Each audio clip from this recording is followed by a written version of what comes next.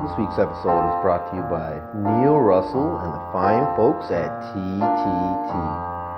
Letting you know that Stun City is the place to be every Wednesday for tournaments, great food, drinks, and plenty of casual stations to get your game on. Located at 49 St. Clair Avenue West at Raiders Esports Bar. Stun City, baby. See you on Wednesday. Hello, and welcome everybody to the 187 Show, the award-winning podcast. Today's date is Friday, December 1st, 2017. We were all treated to a very special treat during the week. It was the season premiere of JWF, and the show opened up with Steven versus Teddy. I gotta say, the build-up for this match was pretty incredible, man. Teddy was cutting some of the best promos of his life, promising to fuck Steven up in about 7 or 8 different vignettes. It was just a series of incredible promo work. I really enjoyed that. Top-notch kayfabe all around. This was definitely an instant in the making. Instant classic, in the making. But unfortunately for Teddy, Steven was having none of his shit and no-sold all of his moves and just laid down one of the most savage beatdowns I've seen.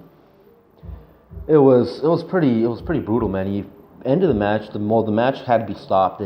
Steven delivered a DDT onto the pavement, outside, TKO. Fuck, I hope Teddy can recover from that, man, but fuck. Next up was Paul 187 versus The Deep. A lot was on the line for myself, man. I had to break bread and eat curry with this fuck if I lost. And fortunately for myself, The Deep lived up to his fucking jobber status and did the job immediately. Stay free, motherfucker. I ain't ever eaten curry with your fucking ass. Next up was The Family versus The Amazing Races. Last time Steven and Hollywood Hard R got into the ring together, it was probably one of the matches of 2016, if not one of the greatest matches in sports entertainment history. And so this one had definitely a lot to live up to. And now The Family, I would say you guys were one of the greatest teams. I wouldn't call you guys the greatest faction because Spike Dudley kind of never pulled his worth. But you guys were definitely one of the greatest teams in JWF history. But ever since the brand split, you guys have just been doing the job. You guys have been just a shell of your former self. And Steven's been having some great success as a singles competitor outside of The Family.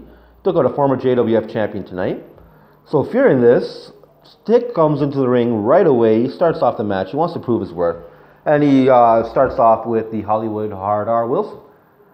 Hollywood Hard R Wilson and Michael Zuna, these guys are just fucking in sync with each other, man. Their values just fucking align together. It's a sight to behold. It's like the top tier tag like team style. The Family that used to have, they isolated Tick right away. Steven was like really a non-factor at the beginning of the match. He couldn't get in, and these guys were just constantly tagging in and out. Finally, Tick gets away. He tags in Steven. Steven runs right away to fucking the Michael Zuna, starts putting in work, and then he lets fucking Michael Zuna tag. Hollywood Hard R Wilson. Yep. Kayfabe to the roof. The crowd is going buck at this time. I got to give it up to the booker of JWF. Top-notch booking. They waited like 15 minutes for the match. There was a build-up before the match and a build-up during the match. Great storytelling all around. So Hollywood Hard R Wilson and Steven Dudley get in the ring. They start going at it. But unfortunately for Steven Dudley, the power of racism was just too much for one man to overcome. Like I said, these guys are doing some great tag team work. And unfortunately for The Family, Tick was a non-factor after that. And it was just basically Steven taking a very vicious beatdown. The Amazing Races are your new tag team JWF champions. Let's move on to the main event, guys. It was just a bloodbath all around. There was just way too much action for one man to try to highlight. So, I'm not even going to try. The other matches had some great build-up. This match had no build-up. It was just a bunch of former JWF champions getting in the ring together. And we'll just move on to the final four of it. It was Greek, KBR, the Beta Lord, and the White Titan. And I got to say, Greek and KBR, these guys are going at it. Like, as soon as the bell rang, they just beeline to each other. They got some real beef. And these guys, I don't think they fucking hit another member of the entire eight-way title shot match. Like they just concentrated on each other. And in one of the greatest upsets in JWF history, Big Greek delivered the shot caller bomb and eliminated KBR. The Beta Lord sees this. He sees that Greek is super gassed from facing KBR, and just driven by his will to brag, gets fucking Greek in a roll-up. Man, like, come on, Beta Lord. Expect more out of you, you fucker. And then it's versus him versus the White Titans, the final two grand finals, and of course the Beta Lord chokes it up. White Titan is your new JWF Sonic Champion. 10 out of 10 JWF. I can't wait to see what the season's got in store. Fantastic start. Let's move on to Raw, guys. And they knew the show was ass last week, so they opened up with a showstopper. Yes, we're talking about the top superstar in the business right now. The Swiss Superman, Cesaro. He was facing some jobber. I forget what his name is. I guess it doesn't really matter. Like, when Cesaro's in the match, it's always going to be a 5-star match, no matter who he's facing. The crowd is going buck immediately before the match even starts. They're just chanting Cesaro, Cesaro, Cesaro. It's pretty incredible to see a superstar get over like this. I don't think I've seen a superstar get over this much since probably maybe like Hulk Hogan or Stone Cold Steve Austin. It's pretty incredible to see. And watching him in the ring, it's not really hard to tell why this guy's over so much. He's just putting on a clinic for the entire locker room. He's just showing these guys how to get it done. He's working joints, telling stories in the match, giving the people what they paid for with just grade A entertainment all around. And Booker T was just loving it, man. Cesaro doesn't really need to do the hype job. I'm giving him the hype job right now, but he doesn't need it. But it's just really hard with Cesaro in the ring because when you just see greatness, you just want to appreciate it. So I'm just going to load up a clip from the end of the match. I hope you guys enjoy this. A very, very entertaining finish.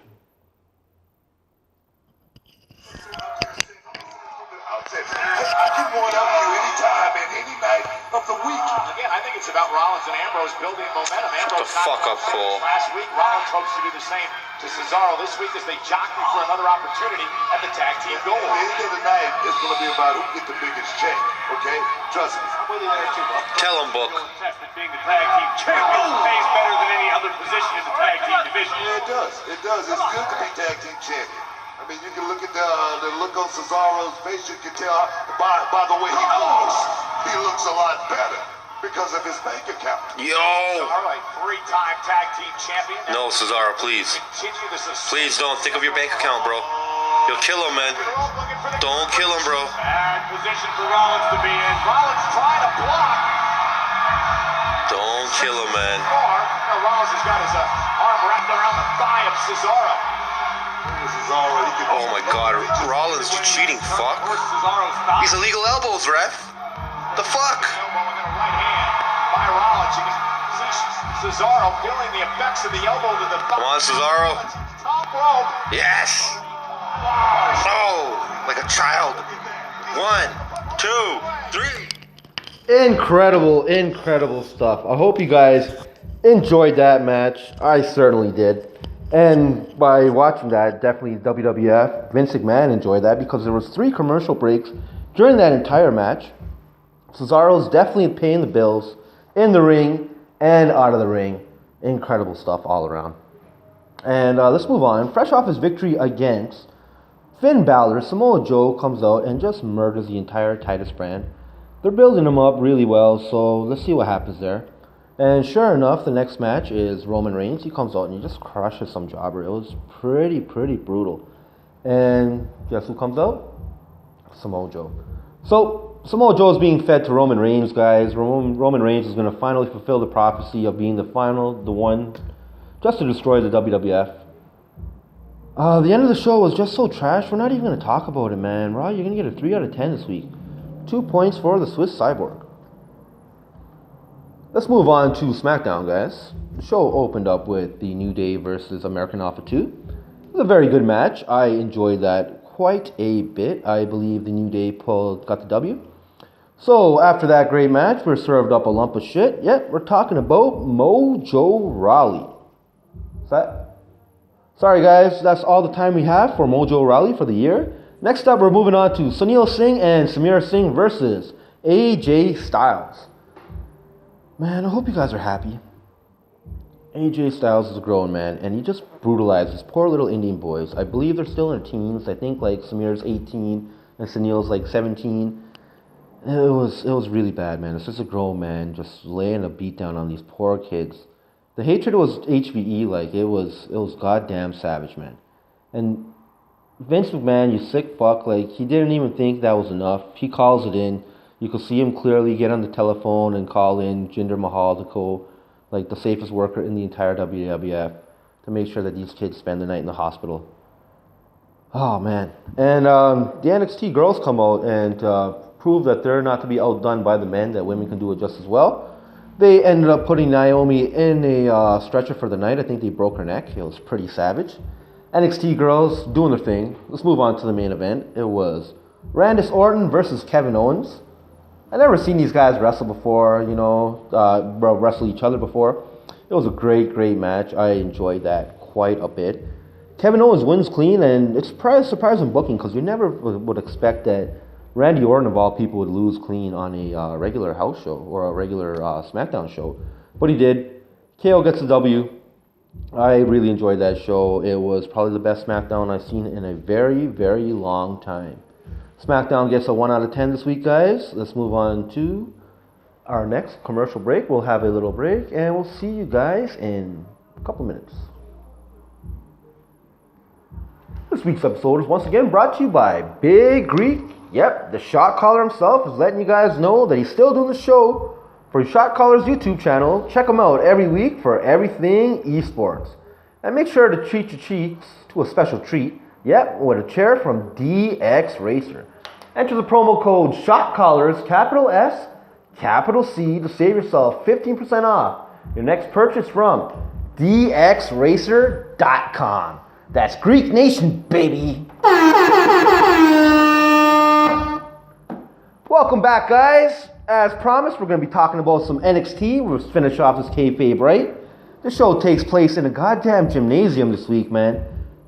Whoa, shout outs to Danny Buddha. I think there was like 50 people in the crowd, and I clearly saw that you were in the crowd, man. You're on your kayfabe world tour. Great stuff, guy. The show opened up with the Italian D-Bags versus the Street Profits. These guys really work well together. They've had a series of matches now. I'm not really a fan of either of these guys' gimmicks or themselves personally, but it's hard to dislike good wrestling, and that was a very, very enjoyable match. Street Profits ended up taking the W. Next up, we're moving on to the hottest gimmick in the wrestling game right now. Yep, we're talking about the Pirate Princess Kairi Sane. She's facing Peyton Royce, and these guys are coming off a very, very good match at NXT TakeOver, the Fatal 4-Way. These girls did not skip a beat, man. Kairi Sane, despite being able to speak like a word of English, she was able to convey so much in the match and just really be able to tell a story with her wrestling and her body language. Great stuff. And I gotta say, gotta give it up to Peyton Royce, man. Her wrestling's not fully there, but her character work is top notch, man. That's probably like top 3 characters in the entire business right now. I really enjoy the Kairi Sane, the Junior Savage. She's just constantly screaming like a little fucking pissed off savage, man. She just delivers the insane elbow at the end. And it's not hard to see that it's going to be Nikki Cross versus Kairi Sane. Winner takes Amber Moon at the next NXT TakeOver that's happening at, I think, right before Royal Rumble. Let's move on to the main event, guys. It was Mustache Mountain, Tyler Bate, and Trent Seven versus Mark Andrews and the Bruiserweight himself, Pete Dunne. This match was incredible, top-tier kayfabe all around. Before the match even gets started, like before the guys even get in the ring, Dunne and Andrews are just beefing with each other, man. These guys have nothing but contempt for each other, and it truly shows in their body language. And this is the first time I've seen Mark Andrews wrestle. He's very impressive. I gotta say, all 4 of these guys are very impressive, but I don't see them being beyond anything but like mid-carders on Destiny Pro Wrestling still.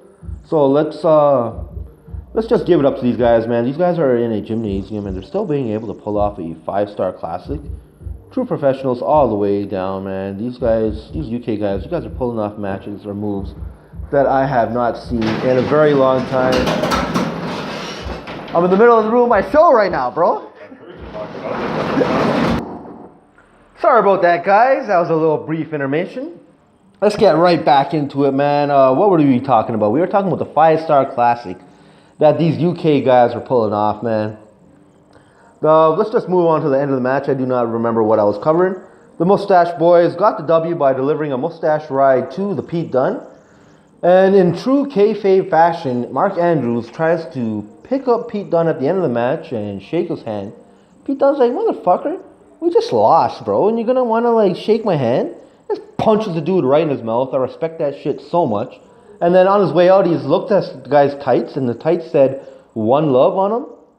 He just fucking did a U-turn, total fucking 180, went back in the ring, and delivered the bitter end. It was great, man. That was some top tier kayfabe in a gymnasium, no less. NXT, amazing shit.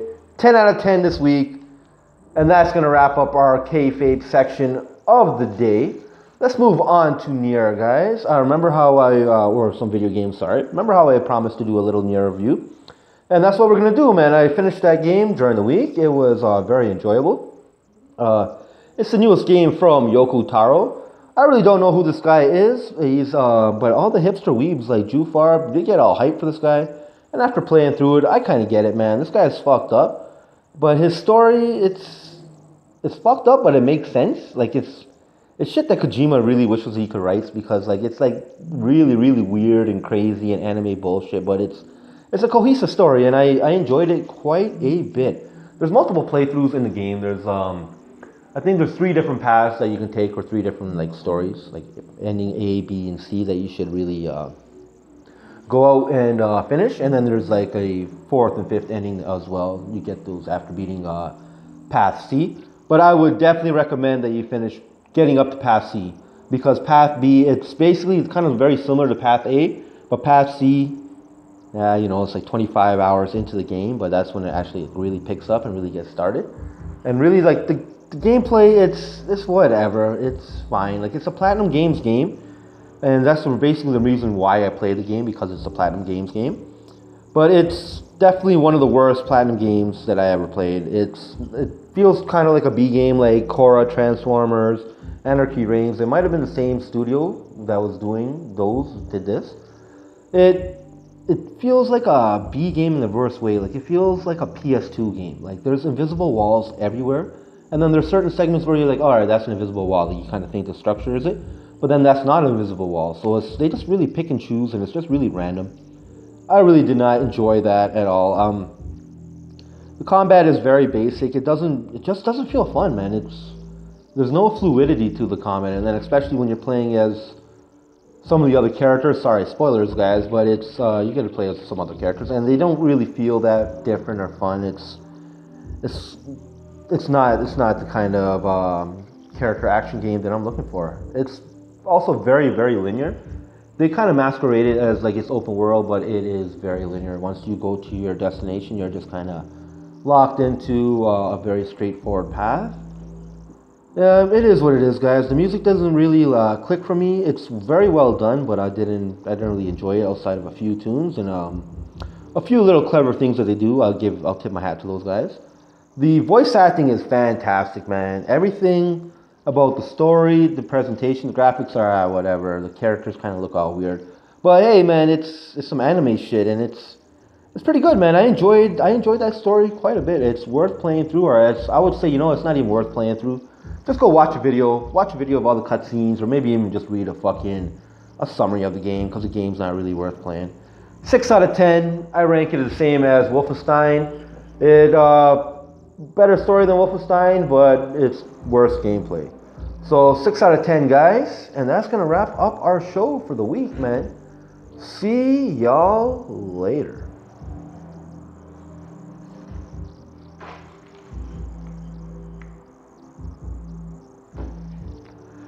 Has this ever happened to you? You're at a gathering, playing some games with your friends, when someone has the nerve to leave a delicious meal unattended. Your pockets are full of lint and your belly is empty. What do you do? Break it down. Yeah, don't worry, guys. We got you back. The fine folks at Freebox Industries wants you to enter the promo code DXSuckIt to receive 100% off a delicious 9-piece popcorn shrimp meal. That's Freebox Industries, baby.